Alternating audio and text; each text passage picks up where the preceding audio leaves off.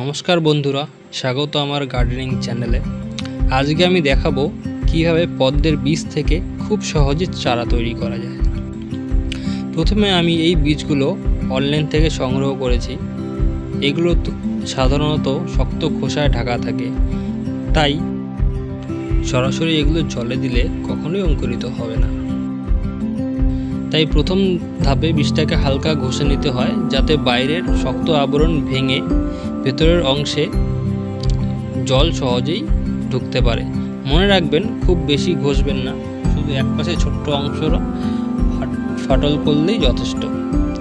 তারপর বীজগুলো জলের মধ্যে রেখে দিন। প্রতিদিন জল পাল্টাতে অবশ্যই ভুলবেন না, যাতে করে ফাঙ্গাস এবং দুর্গন্ধ না হয়। এই দেখুন, মাত্র 2 দিন পরেই বীজ থেকে ছোট্ট অঙ্কুর বেরিয়ে এসেছে। ধীরে ধীরে এগুলো বড় হয়ে পদ্ম পাতার ঝাঁক করে তুলবে, আর কিছুদিনের মধ্যেই মিলবে সুন্দর পদ্ম ফুল। তাহলে এইভাবেই খুব সহজ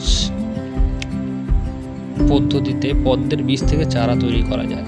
আশা করি ভিডিওটি আপনাদের কাজে লাগবে। ভালো লেগে থাকলে লাইক দিন, আর গার্ডেনিংয়ের আরও ভিডিওর জন্য চ্যানেলটি সাবস্ক্রাইব করতে ভুলবেন না।